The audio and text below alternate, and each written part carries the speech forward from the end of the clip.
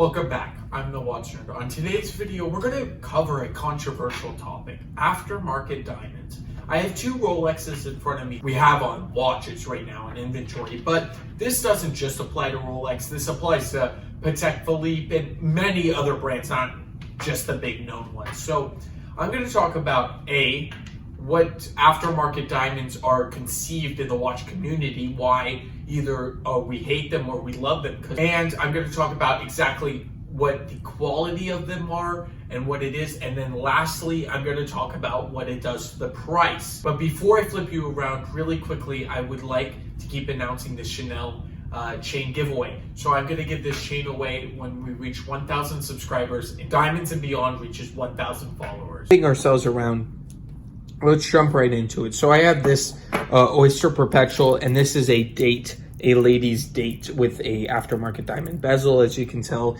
And here there is a face with diamond indices going around. But it doesn't matter where the diamonds are. This is just a plain example. Firstly, let's talk about what happens in the watch community when you add diamonds to a watch.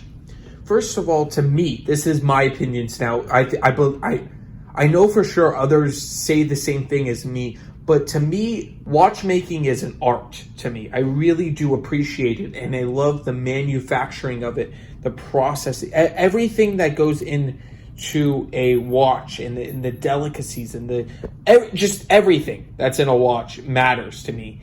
And when you change the art, when you want to add diamonds to it, it takes away a bit for me. Now, at the same time, I know other watch collectors say, yeah, add your own diamonds, make it your own, make it custom.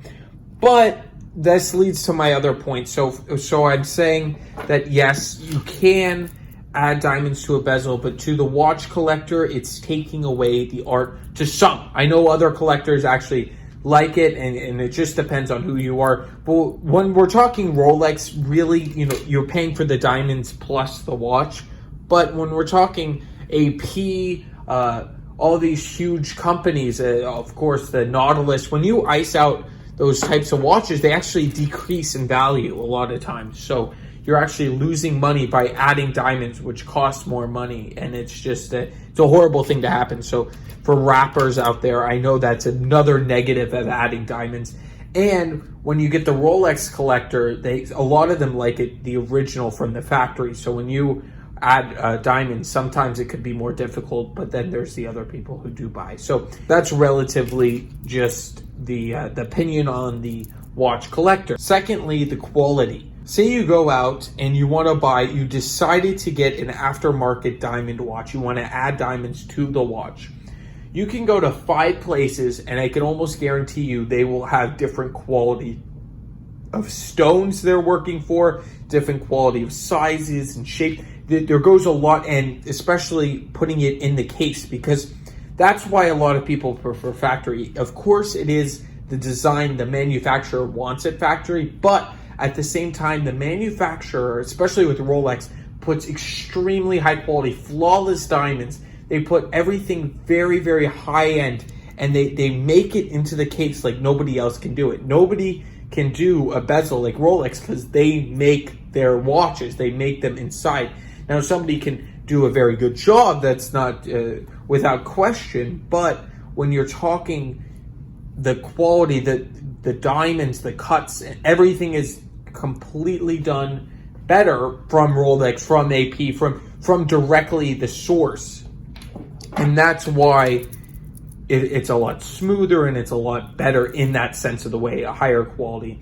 They could put the exact quality, but flawless, typically you don't find in aftermarket diamond pieces. Now, lastly, value. So I've touched on this before with APs and all that, but value on the watch is completely, it's changed. So you say you put diamonds into a bezel. That bezel is not going to be the same, so then you would have to go either source a new one and sell it for what it's doing, or you could try to sell it with the diamonds, but sometimes people don't want to pay extra for diamonds, so they'll go to something else and it might sit longer. But I know there are a few people that like it. You really, on Rolexes, not so much. On APs, on Patek Philippe's, when you're spending hundreds of thousands sometimes to get it iced out, can be an issue, and it can lead to problems in the future by losing money. But when you modify a Rolex or anything from a top a designer brand, it could lead to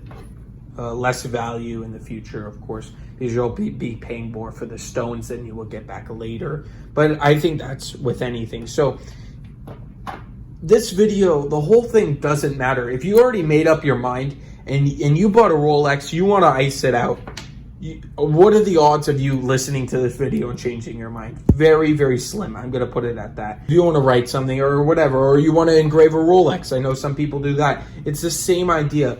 Do what makes you happy. If you're making a high-end purchase and you're willing to, leave a little money on the table and do it that way. For instance, a factory date just, and you want a little diamond bezel, you want to maybe add diamonds to the face, and that makes you really happy, like a brand new watch, then go ahead and do it. I'm not here the one to judge you and say that's awful.